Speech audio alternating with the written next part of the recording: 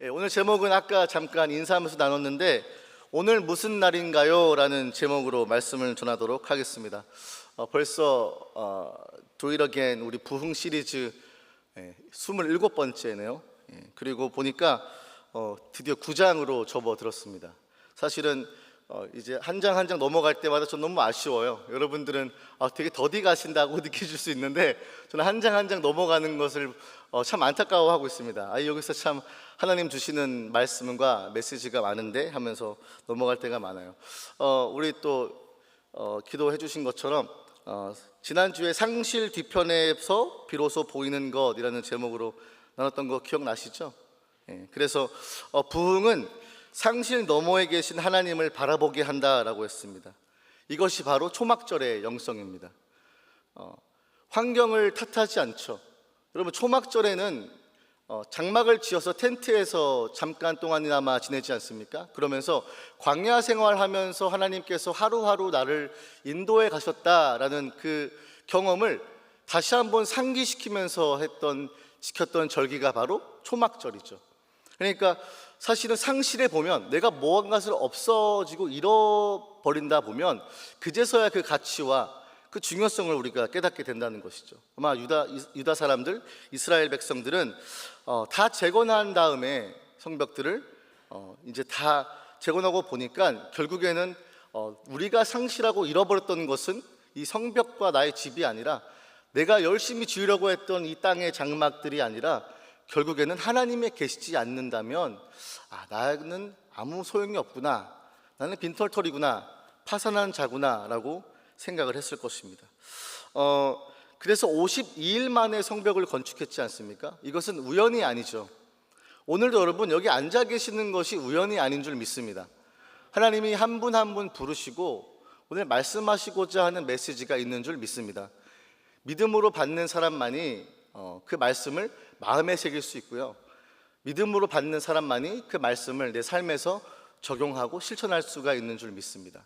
그냥 듣는 거라면, 그냥 오늘 좋은 이야기나 들어보자 하면 심보로 생각 들어왔다면 여러분 이 시간은 굉장히 무익한 시간이겠죠. 하지만 믿음으로 받는다면 절대로 우연이 없는 우리 하나님, 변치 않으시는 하나님, 실수가 없으신 하나님께서 여러분들에게, 이스라엘 백성들에게 말씀하여 주시고 그들을 부흥케 하셨던 것처럼 동일한 부흥으로 함께 하실 줄 믿습니다. 오늘 이런 맥락에서 여러분 제가 장황하게 약간 인트로덕션을 했지만 이 모든 8장의 맥락이 9장에 바로 연결돼서 이어지기 때문이에요.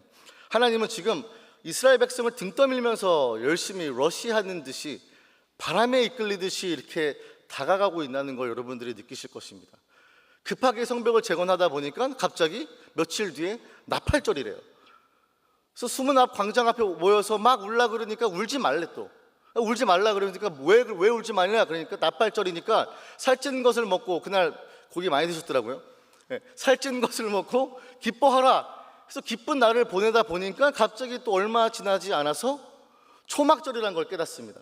그러니까 7월 달로 넘어오는 것이 전혀 우연이 아니었고요, 절묘한 타이밍이 아니었고, 하나님은 그 가운데 역사하시고 백성들을 등 떠밀면서 다시 개혁시키시고 회복하게 하시고 다시 부흥시키시려는 하나님의 영적인 부흥을 이끌어가고 계시다는 것입니다. 이 9장도 여러분 동일합니다. 하나님이 이제 내적인 것들을 다루실 것이에요. 여러분들의 안에 있는 것들을 하나씩 다루실 것이고 불편하게 할 것입니다. 여러분, 개혁이라는 것은 그렇습니다. 굳어져 버린 나의 마음과 굳어져 버린 나의 악순환의 고리에 걸려있는 나의 죄성이 있다면 그것을 건드는 것은 굉장히 불편한 일입니다. 여러분이 갖고 있는 상처 이야기하고 싶습니까? 쉽지 않습니다. 내가 갖고 있는 쓴뿌리, 내가 자라온 나쁜 환경, 이런 것들 여러분 입 밖으로 꺼내고 싶습니까? 사실 바라보기도 싫고 생각하기도 싫고 그걸 묵살하는 것은 상상 초월 아니겠습니까? 근데 하나님은 우리 가운데 하나님의 백성답게 살지 못하는 그런 굳은 살과 나쁜 습관들이 있다면 그 부분들을 반드시 지적하시고 반드시 조명하십니다. 근데 이거 제가 말씀드렸죠. 찔러 쪼개는 이유는 죽이시려는 게 아니라 살리시려고 그러시는 것이죠. 백성들은 그거를 깨달았기 때문에 수문 앞 광장 앞에 모여서 내 생명 되시는 하나님의 말씀, 너를 정결케 하신 하나님의 말씀을 그 자리에서 들었던 것이죠. 여러분 보면서 저는 이제 여러분들에게도 이 말씀을 비춰봐야 된다고 생각이 들어요. 이스라엘 백성들은 말씀 앞에 정직하게 섰습니다. 숨기려고 하지 않았고요, 정직하게 반응하기 시작했습니다. 여러분들도 오늘이 나왔을 때 말씀에 정직하게 반응하는 여러분 되시기를 주님의 이름으로 축복합니다. 자, 그러면 여러분 보세요. 느헤미야 8장 18절입니다. 이게 8장의 마지막 구절이거든요. 함께 한번 읽어볼까요? 시작. 낭독하고 절기를 지키고 여덟째 날에 규례를 따라 성회를 열었느니라. 이게 8장의 마지막 구절입니다. 이 마지막 구절이 9장 1절로 어떻게 이어지는지 한번 볼 텐데, 지금 여기서 말하는 절기는 무슨 절기일까요? 팝 퀴즈? 뭘까요? 어떤 절기죠? 지난 주일인데 벌써 까먹었어요? 심각한데? 뭐죠? 꼬막절? 할렐루야. 네, 초막절이에요. 초막절 절기를 지키는데 얼마 동안이라 그랬죠? 7일, 땡큐. 7일 동안, 1회 동안이 7일입니다. 7일 동안, 그래서 여덟째 날에는 뭘 하라 그래요? 규례에 따라서 성회를 열었습니다. 자, 그리고 이제부터 느헤미야가 재미있게도 9장 첫 번째 1절을 기록하면서 날짜로 먼저 기록을 하면서 시작을 합니다. 9장 1절 한번 보여주시겠습니까? 보세요. 그렇죠? 제가 거짓말하지 않았죠? 느헤미야는 의도적으로 강조하고 좀 일부러 조명하는 부분이 있는데 날짜를 지금 계속 얘기하고 있는 거예요. 티시리월 7월이다라고 얘기하고 있는 것이고, 그달 뭐래요? 나흔 날에라고 되어 있죠. 좀 말이 좀 어렵게 되어 있지만 나흔 날은 뭘까요? 며칠이죠? 24일입니다. 자, 그러면 초막절은 언제 여러분 기억나십니까? 초막절은 7월 15일에 시작을 합니다. 그러면 여기서 여러분 좀 머리를 쓰셔야 됩니다. 오후니까 그래도. 자, 7월 15일에서 2일 동안 초막절을 지키죠. 그러면은 15일을 기준으로 했을 때 7일 후면은 며칠이죠? 7월 21일이죠. 어우, 스마트 하세요. 할렐루야. 21일이죠. 근데 오늘 9장 1절에서 뭐라 그래요? 그달 24일이었다 그러죠. 단 얼마가 지난 거예요? 이틀째인 거죠. 이틀째. 하루 지나고.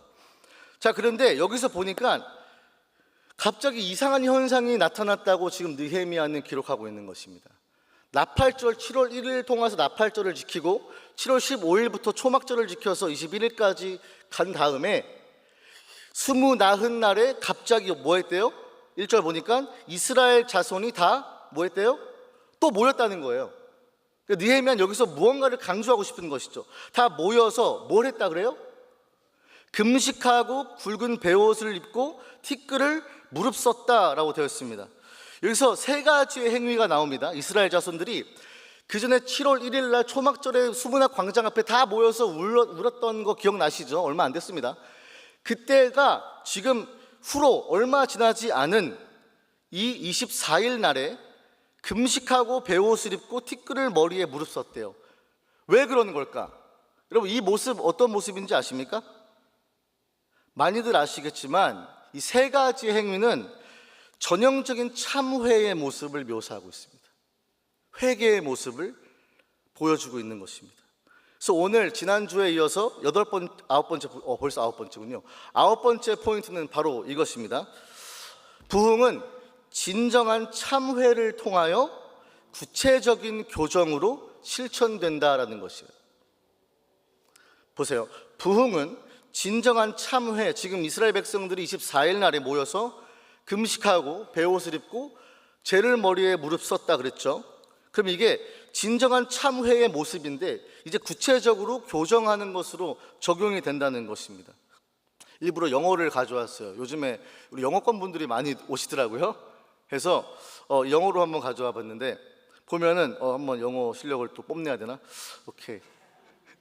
농담이고 genuine repentance라고 되어 있죠. 제가 일부러 밑줄 그어놨습니다. 오늘은 이 아홉 번째 포인트에 있는 저 genuine repentance, 이 진정한 참회랑 구체적으로 어떻게 적용됐는지에서 나눌 거예요. 여기서 여러분들이 함께 나한테 입각해서 말씀을 보시면 됩니다. 자, 이 세 가지 행동을 했는데 금식으로 들어가죠. 여러분, 금식은 어떤 표시냐면 슬픔의 표시이기도 하지만 중대한 결정을 내리기 전에 하나님의 도우심을 구하는 예비적인 행위예요. 그래서 이거를 영어로는 preliminary라고 할 수 있죠. 예비적, prepare 한다. 어떠한 중요한 결정을 내리기 전에 금식하잖아요, 보통 저희가. 그래서 지금 백성들은 금식을 하고 있는데 이게 어떻게 이어지는지 보십시오. 그리고 이 금식이라는 것 자체가 어떤 것들을 지금 예비적으로 기다리고 있다고 한다면 뭘 기다리는 것 같으세요? 하나님의 말씀을 기다리는 것이겠죠. 하나님의 말씀 계시를 지금 준비하고 있는 것인데, 하나 예를 들어볼게요. 여러분, 에스더 아세요? 죽으리면 죽으리라 하면서 갔던 에스더 기억나세요? 네. 여러분, 에스더가 아하수에로 왕에게 나아가기 전에 백성들에게 금식을 시키는 장면 여러분 기억나십니까? 네. 에스더 4장 16절입니다. 4장 16절 함께 읽어볼까요? 시작.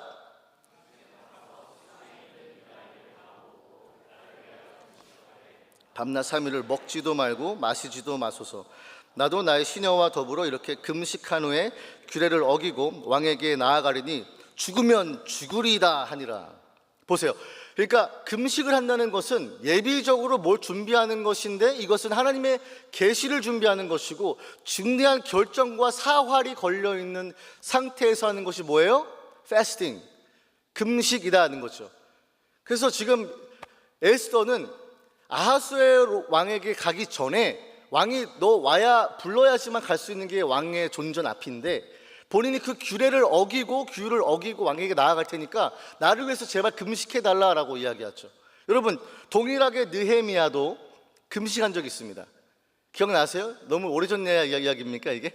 네. 느헤미야가 1장에 그 다 허물어졌던 예루살렘 성의 소식을 듣고 풀썩 주저앉아서 울면서 뭐 했다 그래요? 금식했다 그러잖아요. 그리고 금식했을 때 그냥 하루 이틀 한 것이 아니라 얼마나 했다 그랬죠? 몇 개월 동안 했어요. 몇 개월 동안.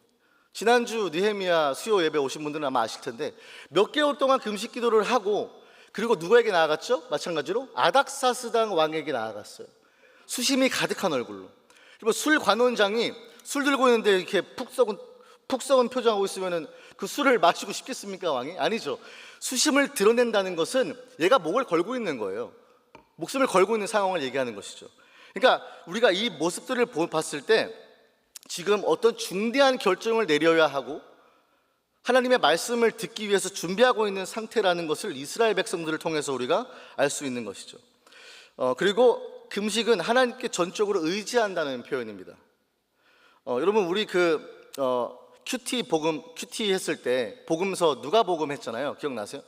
안 한 분들은 이제 전혀 이게 금시초문일 텐데, 누가복음을 우리가 큐티 하면서 이런 본문이 있었잖아요. 세례 요한의 제자들과 그리고 바리새인들이 나와서 예수님한테 물었죠. 왜 당신 제자들은 금식하지 않습니까? 라고 비아냥 그러잖아요. 우리들은 금식하는데 왜 당신은 금식 안 합니까? 라고 얘기하죠. 그때 이제 그런 금식하는 걸 왜 비아냥 거렸냐면요, 그 이유가 있어요. 왜냐하면 금식은 이스라엘의 회복에 관해서 이게 연결되어 있기 때문이에요. 그러니까 유다 사람들이나 유대인들은 금식하는 것이 이유가 뭐냐면 그들의 백성 이스라엘 백성이 다시 예전처럼 갖고 있었던 영광과 그 다시 회복되어지고 싶어하는 열망이 담겨 있는 것이 바로 금식에서 비춰났다는 거예요. 그래서 제자들한테 왜 금식하지 않아? 넌 이스라엘 백성들과 유다 민족들에 대한 어떤 애착이나 그런 관심이 없는 거니? 라고 지금 뉘앙스가 그 안에 담겨 있는 것이죠. 그러니까 지금 이스라엘 백성들이 다 24일 날 모여서 금식하고 있는 것은 어떤 걸 의미하는 거냐면 뭘까요? 이스라엘의 부흥이죠. 다시 하나님이 자신의 백성, 당신의 백성들을 살리시고 소생케 하시고 하나님의 이름을 두신 그 예루살렘 성 그 땅을 다시 한번 모든 민족들이 알게끔 하는, 그래서 하나님의 공의와 하나님의 심판과 하나님의 주권을 다 알려드리기 위한, 선포하기 위한 것이 바로 이 금식에서 나왔다는 것입니다. 여러분, 금식만 했나요? 그들이 두 번째를 뭐 했죠? 금식하고 베옷을 입었다 그랬잖아요. 이 베옷은 여러분, 이것도 극심한 슬픔을 표현하는 것인데 옛날에는 곡하는 사람들이 이걸 입었습니다. 여러분, 옛날 한국 장례식 가면요, 아이고 아이고 아이고 아이고 하는 거 들어봤어요? 예, 아이고 아이고 아이고, 이게 곡하는 사람들이거든요. 이때 이스라엘 백성 예수님 때만 해도 곡하는 사람들이 있었어요. 장례식에 그런 사람들을 고용을 했습니다. 그런 사람들이 베옷을 입고 아이고 아이고 아이고 하는 거예요. 그러니까 슬픔의 표현인 거죠. 상실한 거에 대한 표현을 하는 거 있는 것이죠. 그리고 마지막으로 티끌은 먼지라고 하는데, 이건 더스트인데 영어로 재밌는데 영어로는 earth라고 나와 있어요. 그러니까 지구가 머리에 있다라고 이렇게 ESV는 트랜슬레이트를 했는데, 사실 이거는 그냥 흙을 얘기하는 것이고, 결국에 이 흙은 슬픔 플러스 본인이 아무 가치가 없는 자기 비하의 발언이고 죽음과 소멸을 상징해요. 그러니까 참된 회개의 모습은 이렇게 세 가지의 모습으로 나타나는 것입니다. 금식하면서 굵은 베옷을 입고, 그리고 뭐예요? 마지막으로 그 티끌을 머리에 무릅쓴 상태에서 나오는 것입니다.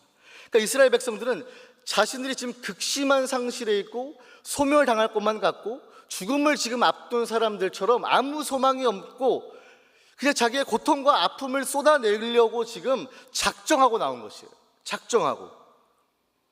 이 세 가지 행동은, 그러니까 이 이스라엘 백성들이 24일 날 나왔을 때 얼마나 자신들이 갖고 있었던 이 비통함이, 이 애통하는 감정이 아이고 아이고 할 정도로 가슴을 치면서 흙을 머리에 뒤집어 쓰고 나오는 이 모습이, 하나님을 상실해버렸던 본인의 모습들을 바라보면서 나는 죽어 마땅한 사람이고 하나님의 백성으로 일컬음 받기 정말 마땅치도 않은 사람이 나오는 그 마음의 통회와 회개의 영이 임했기 때문에 지금 나오고 있는 것이에요. 근데 여기서 이제 하이라이트, 오래 참으셨습니다. 제가 이걸 설명드린 이유가 있어요. 전 다 빌드업이군요. 빌드업 축구 아시죠? 네. 여러분 보세요. 흥미로운 게 뭐냐면 이 9장 1절은 원문으로 보면, 원문에 충실하게 번역을 하다 보면 순차가 나와져 있어요. 어떤 식으로 이게 쓰여졌는지. 그래서 보니까 이렇게 되어 있습니다. 순서적으로 봤을 때 이스라엘 자손이 금식하는 가운데, 이거 제가 슬라이드 드렸는데, 네. 보이죠? 네. 이스라엘 자손이 금식하는 가운데 뭐가 제일 먼저 와요? 금식하고 있는 중인 거예요. ing, fasting 중이에요. 그리고 굵은 배를 입고 머리에는 티끌을 뒤집어 쓴 채로 다 모여들었다가 원어에 맞는 번역이에요. 보세요. 그러면 뭐가 먼저 실행됐죠? 금식이 먼저 시작된 거예요. 언제요? 초막절이 끝나고 하루가 지난 다음에 백성들이 먼저 금식을 하기 시작한 거예요. 근데 우리가 성경 개역개정을 보면 다 모여있다고 얘기하잖아요. 그렇죠? 근데 순서가 다르다니까요. 이게 백성들이 금식을 하고 있다 보니까 마음 가운데 내가 정말 회개해야 되는데 나팔절 때 제대로 회개를 하지 못했잖아요. 기억나시죠? 말씀을 선포했는데 막 울라 그러고 통회와 자복하는 심령이 막 우려나고 있었는데 울지 말라 그래서 갑자기 꾹꾹 삼켰잖아요. 기억나시죠? 그러니까 이 백성들은요, 나팔절과 초막절을 지나면서 마음 가운데 계속해서 막 불편함이 있는 거예요. 하나님한테 나 이거 회개해야 되는데, 나의 지난 모습들을 아버지 앞에 온전하게 쏟아내면서 회개하고 아버지 앞에 용서를 구해야 되는데, 이 마음이 계속해서 일렁이고 있었는데 절기를 지키고 있으니까 나오지 못한 거예요. 근데 초막절이 끝나고 22일이 딱 됐습니다. 그래서 야, 다 집에 돌아가자, 이제 일상생활로 돌아가자 한 거예요. 그래서 집에 돌아왔어요. 돌아왔는데 막 마음이 편치가 않아. 마음이 막 답답해. 뭔가 매듭이 안 풀린 것 같아. 막 꿈틀꿈틀거리고 막 회개해야 될 충동이 이르는데, 그래서 여러분 어떻게 했을까요? 각자의 처소에서 한꺼번에 다 모여서 한 게 아니라 각자의 처소에서 이미 회개가 임하기 시작한 거예요. 각자의 처소에서 본인이 너무 회개하고 싶으니까 주섬주섬 베옷을 입습니다. 금식하는 중에. 그리고 머리에 흙을 하고 있습니다. 그러면서 갑자기 한 곳으로 모이기 시작하는 거예요. 여러분 상상을 해보십시오. 4만 명이 초막절을 지나고 하루를 지냈는데 지옥 같은 거예요, 마음이. 절기를 다 준수했어요. 율법에 따라서, 모세에게 명령하신 율법책에 따라서 절기를 다 마쳤다니까요. 근데 집에 돌아와 보니까 아직 풀리지 않는 게 있는 거야, 내 마음에. 내 아버지께 회개하지 않은 거야. 그러니까 각자의 집에서 베옷을 주섬주섬 차려입습니다. 머리에 흙을 쏟아붓습니다. 그래서 집을 나서니까 이상하다. 저 사람도 그러고 나오고 있네. 저기 있는 사람도 베옷을 입고 머리에 흙을 뿌리고 금식해서 다 수척해진 모습으로 나오고 있네. 이게 한 명씩 보이는 거예요. 한 명씩 한 명씩. 그래서 다 모인 게 먼저가 아니라 금식이 먼저였어요. 각자의 처소에서 집에 들어가서 금식하고 애통하는 마음으로 하나님께 내가 범죄했는데, 내가 아버지께 제대로 회개하지도 못했는데 집에서 그 하루가 얼마나 힘들었겠습니까? 그 이 사람들이 절기를 준수하는 거에 멈추지 않아요. 여러분, 그래서 회개의 영이 임하면 말씀을 율법 지키는 것처럼 절기를 따라가는 것처럼 하지 않아요. 옆에 있는 사람들 오늘 무슨 날이에요? 물어봤을 거 아니에요. 오늘 무슨 날이에요? 오늘 혹시 나팔절 말고 다른 날이 있어서 모이는 거예요? 근데 아니래요. 오늘은 아무 날도 아니래요. 오늘 아무 날도 아닌데 내가 모여서 회개해야 되겠대요. 오늘은 나팔절도 아니고 초막절도 아닌데 그냥 일반적인 일상으로 돌아왔는데 내가 아직 하나님 앞에 회개하지 못했대요. 그래서 오늘은 무슨 날이에요? 물어봤는데 오늘 아무 말도 아닌데 내가 오늘 회개해야 되는 날입니다. 여러분, 오늘 주일인데 여기에 오신 분들 중에서 그런 마음이 있을 거예요. 오늘 주일이라서 예배 나온 겁니까? 물론 주일 성수 중요하죠. 근데 여러분, 저는 그렇게 믿어요. 오늘이 주일이라서 나온 게 아니라 오늘 아버지 만나러 가야 되는데, 오늘 내가 아버지 앞에 회개해야 되는데, 그래서 주일이라서 주일 성수하기 위해서 여기 자리 지키는 것이 아니라 내가 아버지를 아직도 만나고 싶구나. 내가 초막절이 다 끝난 후에도 일상에 돌아왔지만 하나님이 너무 보고 싶어서, 하나님이 너무 그리워서, 하나님의 영이 나에게 너무나 임재하시기 때문에 나 여기서 멈출 수가 없는 거예요. 한 걸음을 더 나아가는 거예요. 내가 초막절 주일이 아니라 내 월요일을 살아낼 때 월요일에도 회개의 영이 임해서 하나님, 오늘도 내가 오늘 주의 성일처럼 지키겠습니다는 마음으로 백성들이 한 명씩 자기 처소에서 나오기 시작했다는 것입니다. 여러분들, 오늘 예배 주일을 어떻게 나오셨습니까? 그냥 주일이니까 옷 차려입고 친구 만나는 날이니까 나가보자 라고 나오셨어요? 아니면 옆에 있던 네이버가 오늘 무슨 날이에요? 물어볼 수 있잖아요. 안 믿는 사람은. 그렇죠? 오늘 무슨 날이에요? 옷 잘 차려입고 나가시네요. 그럼 여러분 뭐라고 하시겠어요? It's a Sunday, 오늘 Lord's Day라고 이렇게 얘기하지 말고 나는 오늘 하나님 만나러 갑니다. 이 고백이 여러분들의 고백이 되기를 주님의 이름으로 축원합니다. 여러분, 이게 바로 초막절을 지난 다음에 백성들이 느꼈던 진짜 제뉴인한 리펜텐스예요. 진정 참회를 그제서야 느끼기 시작한 것이죠. 저 그래서 부흥이 임하면 뭐가 생기냐면 내가 전에 가보지 못했던 새로운 한 걸음을 내딛게 하는 용기가 생기는구나 싶은 거예요. 정말 내가 부흥이 막 임하니까 내가 예전에는 범접하지 못하고 가보지 못했던 나의 믿음의 한 걸음을 그제서야 한 걸음 더 떼서 나아가 볼 수 있게 한다는 것입니다. 나팔절과 초막절 율법으로 지키는, 말씀 따라 지키는 거 말고 플러스로 난 더 하고 싶은 거예요. 여러분, 제가 그래서 목회기를 접어드렸습니다. 하나님께 한 번 사는 인생인데 좀 가치 있는 일을 하고 싶다, 좀 영원한 가치 있는 일을 하고 싶다. 그래서 저는 목사 콜링을 받고 그제부터 여러분 그 한 걸음을 계속 내딛기 시작했어요. 제 자랑은 아니지만 저도 그래도 1.5세로 바이링구얼로 크리미널 저스티스 메이저를 하면서 경찰도 되고 공무원도 될 수 있었는데, 여러분, 목사가 돈 더 많이 벌까요? 경찰이나 디텍티브, 형사가 더 많이 벌까요? 누가 더 베네핏이 좋을까요? 여러분, 세상적인 관점으로 봤을 때는 제가 그냥 제 디그리를 펄수해서 경찰이 되거나 형사가 나중에 되거나, 제 원래 목표는 FBI까지였으니까 그런 꿈을 꾸고 살 수 있었단 말이에요. 얼마나 베네핏이 좋아요, 미국엔 또 공무원들이. 근데 그게 아니라 제가 생각지도 못했던 제 목숨을 내어주면서 하나님의 백성들과 하나님의 사람들을 같이 섬기고 복음을 전하는 일에 목숨을 걸기 시작하는 거예요. 이게 가보지 못했던 일을 하게 되는 것이죠. 백성들도 마찬가지입니다. 옛날에는 얼마나 율법 지키는 게 힘들었겠습니까? 이것도 지켜야 돼? 이런 규례가 있어. 뭐 이런 법이 다 있어. 이걸 언제까지 내가 해야 돼? 막 지치지 않았겠습니까? 근데 백성들이 이제는 지치는 게 아니라 한 걸음 더 나가는 거예요. 나 초막절 지켰지만 여기서 끝나는 게 아니에요. 여러분도 주일 예배 나올 때 주일 땡치고 나 예배 드렸으니까 한 주 베리 굿 이렇게 하지 마시고 월요일에 오늘도 내가, 화요일도, 오늘도, 그 다음 하루도.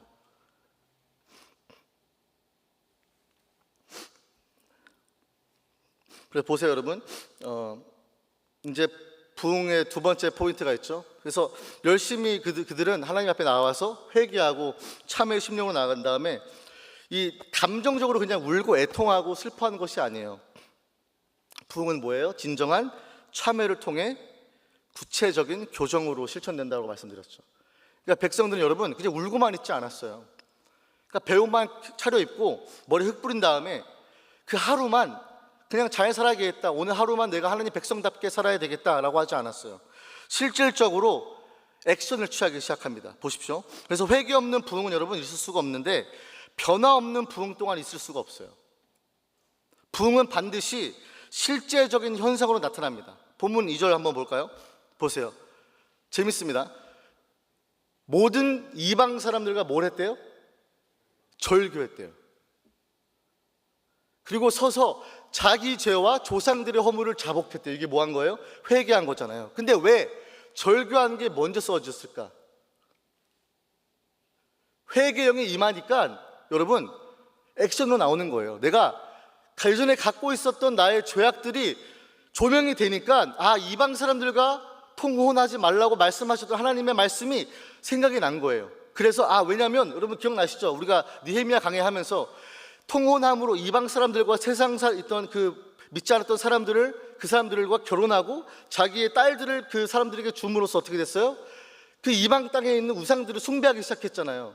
그러니까 그 뿌리까지 거슬러 올라간 거예요 지금 백성들이. 그래서 뭐 하기 시작한 거냐면 이방 사람들과 절교하기 시작했어요.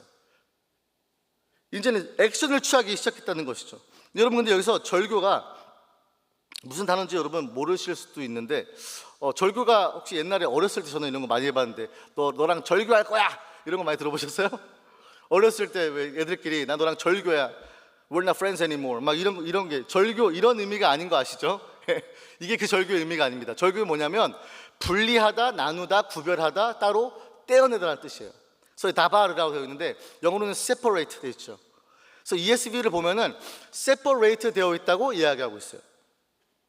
여기서 그러면 이 백성들이 왜 갑자기 통회와 자복하는 심령으로 참된 참회가 마음속에 영으로 임하니까 이방인들과 절교해야 되겠다는 이 순종이 나오는데 여기서 이 구분 지어졌다는 건 여러분 굉장히 큰 의미가 담겨 있습니다.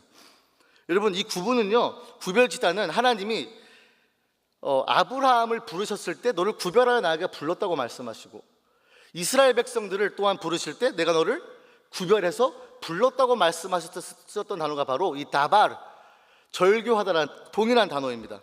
그래서 보면은 레위기 20장 24절 한번 보십시오. 동일한 단어가 나옵니다. 함께 읽어볼까요? 시작.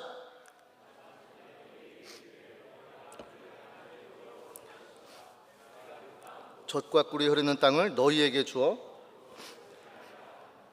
하는 너희 만문 중에서 구별한 하나님의 여호와이니라. 보세요. 나는 너희를 만민 중에서 구별한 너희 하나님 여호와라고 되어 있죠. 이게 멋있는 거예요. 이스라엘 백성이 자기의 정체성을 회복한 거예요. 하나님이 백성들에게 너희는 만민 중에서 out of all the people in this world, 모든 사람들 중에서 내가 너만 택해서 넌 내 백성이다, 난 너의 하나님이다 라고 구별했을 때 불렀던 그것이 단어가 바로 오늘 이방 사람들과 절교했던 이스라엘 사람들의 행동과 일치한다는 거예요. 그러니까 통회와 자복은 내가 갖고 있었던 나의 쓴 뿌리를 제거하기 시작한다니까요. 그래서 구별하기 시작해요. 세상 사람들의 가치와 구별하기 시작해요. 내가 세상 사람들과 동일하게 사는 것이 아니라 옛날에 그렇게 살았죠. 그러니까 바벨론에게 멸망당하지 않았습니까? 이방 사람들의 것들을 다 취하고 그들의 문화도 취하고 가치관도 다 받아들이고 그러다 보니까 우상 숭배하고 이 모든 통혼을 하게 되고 그 사람들과 결혼을 하니까 끈끈해지는 관계가 맺어지지 않았겠습니까? 그러니까 이 백성들이 통회와 자복하는 심령으로 repent, genuine repentance가 튀어나오니까 뭐란 거예요? 하나님이 나를 구별해서 불러주신 그 나의 백성의 정체성을 회복하기 시작한 거죠. 그리고 보세요, 여러분.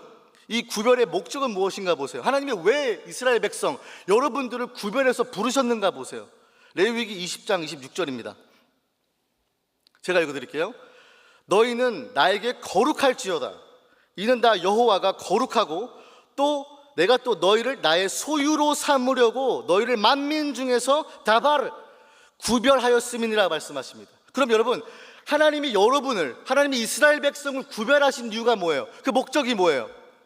넌 내 거다 라고 말씀하시는 거예요. So that you're mine. 넌 내 거로 내가 찜했고, 넌 내 거고 내가 일할 것이고, 너를 평생 보존할 것이고, 너를 공급할 것이고, 너를 보호할 것이고, 너를 구원할 것이고. 왜냐? 난 너의 하나님이기 때문이다 말씀하신 거예요. 나의 소유로 삼으신대. 나의 소유로. 그러니까 백성들이 옛날에는 내가 하나님의 소유인 줄 몰랐어. 여러분, 세상에 살면서, 여러분 일하면서, 여러분 학업에서 그런 의식 있으세요? 내가 하나님이 나를 구별해서 부르신 나의 의식이 있으세요? 아니면 그냥 그 회사에 묻어 들어가야 되니까, 적응해야 되니까, 튀어나온 못이 매 맞는다고 튀어나오지 말고 그냥 다 그냥 무색무취로 그냥 잘 스며드는 거, 세상 사람들과 별반 다를 것 없이 그냥 구별된 것 없이 구분 없이 그냥 막 살고 있지 않습니까? 근데 지금 이스라엘 백성이 회개가 임하니까 뭐가 생기냐면, 나를 구별해서 부르신 하나님이 나를, 난 네 거, 넌 내 거야, 넌 내 거라니까 라고 말씀하시는 그 소유된 백성인 것을 깨닫기 시작한 것입니다. 그러니까 나에게 거룩할지어다 말씀하시잖아요. 내가 거룩하니 나에게 거룩할지어다. 왜냐? 넌 내 거니까. You're mine. 하나님이 계속적으로 하나님의 백성들을 자기 자신의 백성으로 부르시는데, 우리가 세상에 살면서 우리는 하나님께 속한 사람, 하나님의 구별된 백성들로 살지 못하고 세상 사람들과 동일하게 같은 죄를 범하고 같은 나쁜 짓을 하고 같은 생각을 하고 같은 말을 하고 같은 언어를 구사하고 같은 가치관을 갖고, 하나님이 그게 아니라는 거예요. 넌 내 거라니까. 난 너의 하나님이라니까. 그러니까 너가 나의 백성답게 거룩할지어다. 왜냐? 내가 거룩하니까, 내 백성이니까, 넌 내 것이니까. So that you're mine. That's the purpose. 그게 목적이죠. 구별하신 목적입니다. 여러분이 예배당에 나오신 목적이 뭐예요? 예배 나오시는 사람이 누굽니까, 여러분? 하나님께 정말 경배하고 예배하고 찬양하는 사람이 누굽니까? 하나님의 백성 아니겠습니까? 하나님께 속한 사람 아니겠습니까? 하나님이 구별해서 그 만민 중에, out of all the people, 그렇게 많은 사람 중에, 야, 너 내 거야, 찬영아, 너 내 거야, 너 내 거야 부르신 거잖아요. 그렇죠? 이게 구별됐다고 얘기하는 것입니다. 전 그래서 여러분, 회개는 이런 거다. 회개는 내 하나님을 찾아가는 과정이다. 회개는 다시 저기 멀리 있는 하나님이 아니라, 신적인 존재가 어떤 supernatural being이 있는 것이 아니라 나의 하나님을 회복하는 것이다. 나를 구별해서 모든 사람들 중에서 나를 택하여서 내 이름을 부르시고 넌 내 거야. 어떤 누가 가져갈 수가 없어. 사탄 마귀가 나를 낚아챌 수가 없어. 세상의 어떤 고난과 어려움과 궁핍과 상처와 질병을 널 채갈 수가 없어. 넌 내 거야. 이 하나님의 말씀이 회개 가운데서 회복되었다는 것이죠. 그래서 여러분, 레위인들이요, 오늘 본문 5절에 이렇게 말합니다. 너희 하나님 여호와를 송축할지어다. 너희가 들어갈 필요가 없잖아요, 그렇죠? 근데 너희 하나님이, 너희 여호와 하나님을 송축할지어다 그러는 거예요. 옛날에는 내 하나님이 아니었어요. 옛날에는 나에겐 많은 주인과 많은 하나님과 많은 신들이 있었을 것입니다. 이방 땅에서 바벨론에게 포로로 잡혀가다 보니까 내 목구멍이 포도청이다 하고, 나 먼저 배불리 살아야 되고 내 머리 위에 지붕 올려야 되고, 내가 잘 살아야 되니까 열심히 살다 보니까 내 하나님을 잃어버리고 다른 것들에 의지하고 다른 것들을 내가 의지하고 그걸 나의 주인으로 삼기 시작했잖아요. 근데 이제 이스라엘 백성들이 이 이방 사람들을 끌어내기 시작했다니까요. 이게 놀라운 일인 게 뭐냐면 옛날 아시죠 여러분? 귀족들과 심지어 고위층들에 있던 사람들이 누구랑 손잡았어요? 산발락과 도비아랑 손잡고 있었잖아요. 그런데 너 이제 이방 사람이니까 나랑 관계를 끊읍시다. 여러분 이게 쉬울 것 같아요? 몇십 년 동안 나에게 그래도 돈을 서포트했던 사람이에요. 지위를 줬던 사람이에요. 근데 그 이방 산발락과 도비아에게 뭐라고 얘기하는 거냐면 나 이제 너랑 관계 끊고 싶다. 우리 헤어져 하는 거예요. 그럼 여러분 사랑은요 선택과 헌신을 요구하는데 사랑이 뭐냐면 이 관계가 뭐냐면 선택하면요 그 반대편에 있는 것을 포기하고 내가 내려놓겠다는 헌신이 들어가야 된다는 것입니다. 여러분 양다리 걸칠 수 없습니다. 세상의 모든 가치관과 세상의 성공 따라가면요 여러분 하나님 백성처럼 살 수 없습니다. 양다리 못 걸칩니다. 이게 회개입니다. 단지 말뿐 이 선언에서 머무르지 않고 헌신과 포기와 내가 이거를 손해 보겠다 정도의 끊음과 세퍼레이션이 생기는 것이 바로 구별된 백성의 모습인 줄 믿습니다.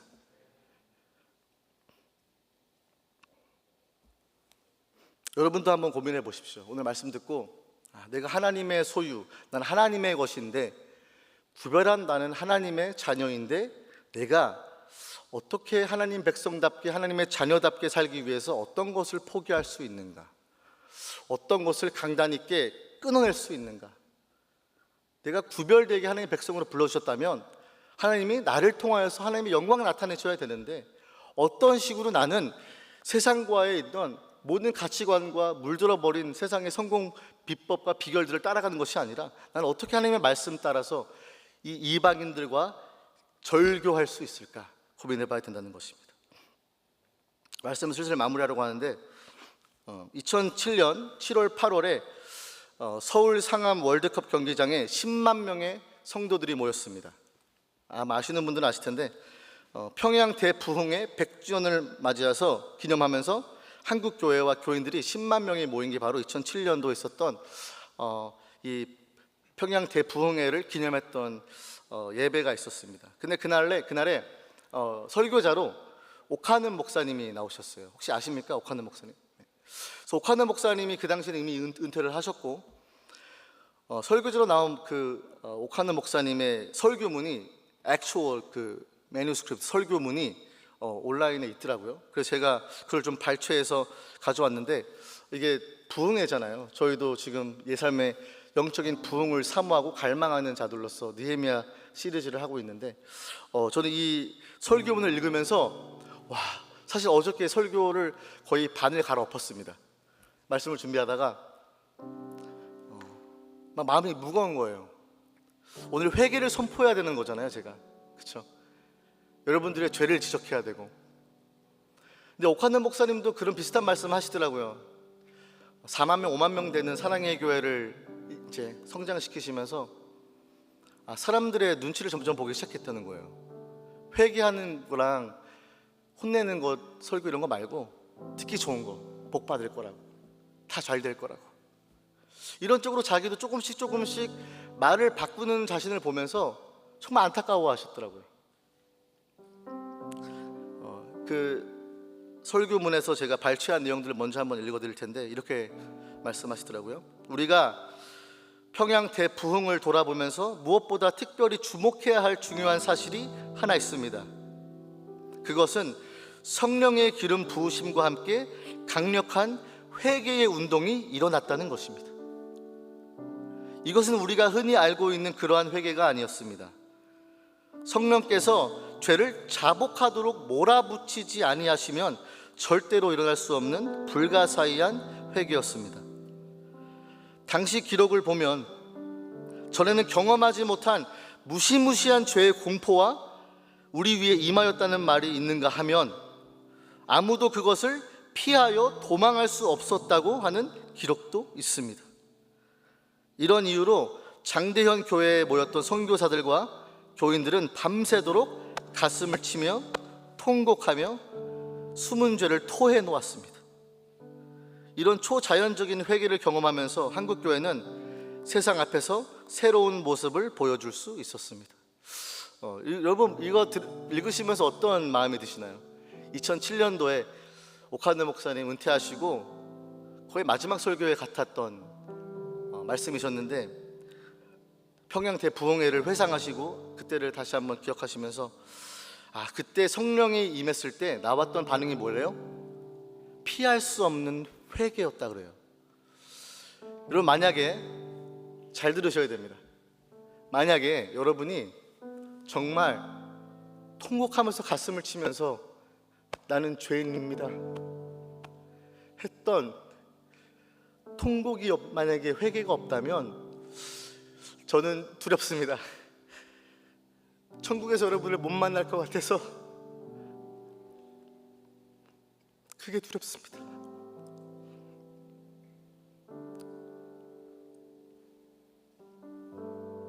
오카노 목사님 마지막 영상 제가 나중에 틀어드릴 텐데, 마지막 기도하신 다음에 설교 다 마치시고 첫 마디가 이거였더라고요. 거룩한 주여, 이놈이 죄인입니다. 모두에게 존경받았던 목사님이셨죠. 오카노 목사님, 한국의 제자 훈련을 도입하셨고 많은 사람들을 제자 삼으셨고 그리스도께 나오게 하신 분이 오카노 목사님이신데 회개를 하시더라고요. 회개를. 영상 한번 제가 한 거 틀어주시겠어요? 우리가 진정한 회개를 하고 세상 앞에 새 옷을 갈아입으려면 성령께서 회개할 힘을 우리에게 주셔야 합니다. 통회하고 자복하고 버리는 결단을 할 수 있도록 성령이 우리를 도와주셔야 합니다. 우리의 힘으로는 안 됩니다. 우리의 능으로도 안 됩니다. 오직 하나님의 신으로 할 수 있습니다. 한국 교회는 하나님의 성전된 우리를 깨끗하게 청소하실 성령의 초자연적인 역사가 절실히 필요합니다. 이를 위해 100년 전과 같이 하나님께서 하늘을 가르시고 이 땅에 강림하셔서 아낌없이 부어주셨던 성령의 불, 회개의 영을 다시 부어달라고 힘을 다해 부르짖어야 될 것입니다. 부르짖고 문을 두드리면 주님께서 응답하실 줄 믿습니다. 너희가 악할지라도 자녀에게 좋은 것을 줄 알거든 하물며 하늘에 계신 너희 아버지께서 구하는 자에게 성령을 주시지 않겠느냐? 성령을 주시지 않겠느냐? 성령을 주시지 않겠느냐? 성령을 주시지 않겠느냐? 우리 하나님의 약속입니다. 한국교회가 진정으로 회개하고 죽은 행위를 벗어버리면 아직도 죽음의 권세 아래서 신음하고 있는 이 백성을 구원할 수 있다고 믿습니다. 한국교회가 믿음과 행함이 일치하는 온전한 복음을 다시 회복하면 온갖 더러운 죄로부터, 그 죄에서 나는 악취로부터 이 사회를 치료할 수 있다고 믿습니다. 한국교회가 성령의 능력을 다시 입으면 북한에 무너진 교회를 우리 모두 다시 일으킬 수 있다고 믿습니다. 한국교회가 성령의 거룩한 불이 타오르는 용광로가 되면 주님께서 21세기 세계를 위해 가장 중요한 일에 우리 한국교회에 불러주실 줄 믿습니다. 믿습니다. 두 손을 높이 들고 여러분 따라합시다. 주여, 한국교회를 살려 주옵소서. 한국교회를 살려 주옵소서. 통회하고 자복한 영을 도와주시옵소서. 도와주시옵소서. 도와주시옵소서. 머리 숙여 기도합니다. 거룩하신 주여, 이놈이 죄인입니다. 여기까지 해보겠습니다. 이놈. 그러면 저게 우리 오카는 목사님께서 또 살아생전에 그 대부흥회를 기억하시면서 함께 회개로 나아갔던 모습입니다. 오늘 이스라엘 백성들이 여러분, 저는 이런 비슷한 마음이 아니었을까 싶어요. 그리고 저는 그런 동일한 심정으로 시대를 초월해서 같은 뜨거운 마음을 갖고 이 자리에 섰습니다. 그래서 기도하기로는 하나님, 예 삶을 살려 주시옵소서. 예 삶을 살려 주시옵소서. 나를 살려 주시옵소서. 고린도후서 7장 10절 말씀입니다. 이 구절만 하고 마무리하고 싶은데 보십시오. 하나님의 뜻대로 하는 근심은 후회할 것이 없는 구원에 이르게 하는 회개를 이루는 것이요, 세상 근심은 사망을 이루는 것이니라. 여러분 혹시 어떤 근심을 갖고 계십니까? 영어로 보니까 영어는 되게 짤막하게 되어 있더라고요. Godly grief 되어 있어요. 하나님의 뜻대로 하는 근심이 있대요, 여러분. 여러분 가운데 세상의 근심이 있는지, 아니면 하나님의 백성답게 살지 못했던 godly grief. 그런데 여러분, 이 회개가 임할 때는 뭐라고 합니까? 회개를 이루는 것은 바로 구원에 이르게 하는 회개인 줄 믿습니다. 여러분들, 세상의 근심은요, 사망에 이르게 한다고 합니다. 세상에 있는 근심과 걱정과 그 비통함은요, 전혀 소망이 없지만 우리가 갖고 있는 나는 죄인으로소이다, 이놈이 죄인입니다 했던 그 godly grief, 이거는 우리를 구원으로 이끄는 줄 믿습니다.